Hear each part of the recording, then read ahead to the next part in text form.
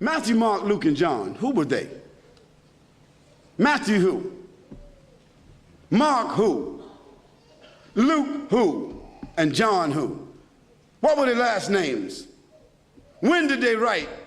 Did they know Jesus Christ? Did they walk with Jesus Christ? Did they eat with Jesus Christ? Did they talk with Jesus Christ? Did they even meet Jesus Christ? The answer is no, no, no, no. Conclusively. The earliest of them that wrote 40 years after Jesus Christ, so they never met him. The last of them wrote 80 years after Jesus Christ, never met him.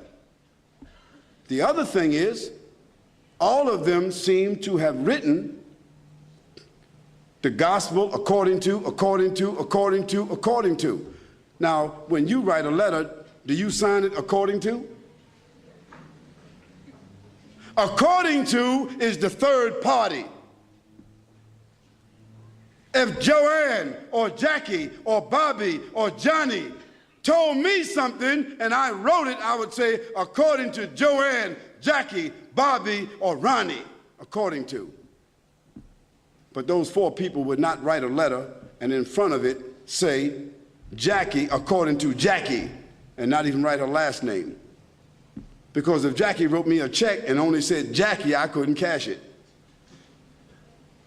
And if I was a policeman and I stopped Jackie on the road and she had a license that only said Jackie, she's going to jail.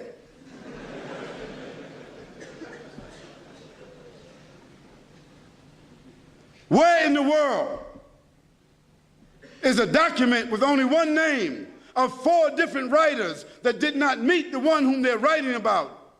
Where is that accepted in the whole world? Nowhere except in the Bible.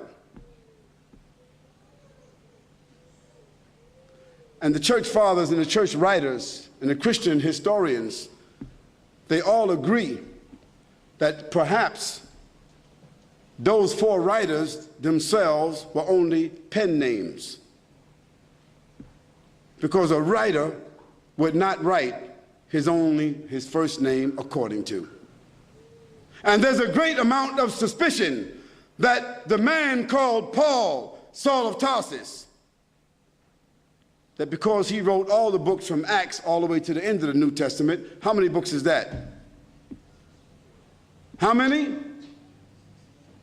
16, 15, 17, 19? All the books of Acts on, Colossians, Ephesians, Corinthians, Romans, Galatians, all of those books are written by whom? Paul, Saul of Tarsus, another man who never walked, who never talked, who never met, who never ate, who never prayed, who never knew Jesus Christ. Isn't that something? Now here we find four writers and another one between them that wrote all the New Testament books that never talked, never walked, never ate, never prayed, never met the man called Jesus Christ. Yet in their words, the first mentioning of the Trinity came from where? From Jesus or from them? The first mentioning of Jesus being divine, a man God, came from whom? From them.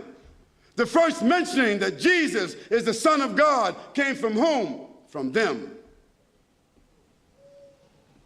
Jesus never said in his own words any such words, but it was the men who never met him, who claimed to have written, who didn't know their last names.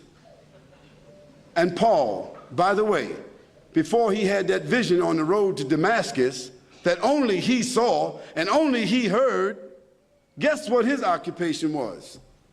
Do you know?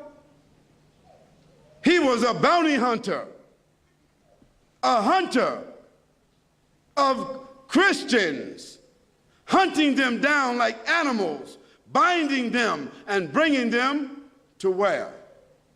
To Rome so that they could be executed.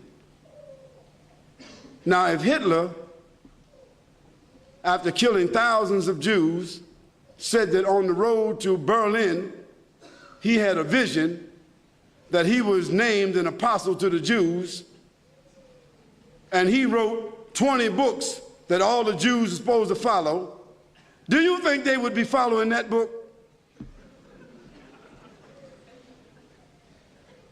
I don't understand how people just don't read history. This is not what Khalid said, so don't get angry with me. This is your own scripture, your own Bible scholars, their own church fathers. All of them agree that Paul never met Jesus, that Matthew, Mark, Luke, and John never met Jesus. By the way, they were not disciples. Nor were they walkers and talkers of the disciples. They were just writers and historians.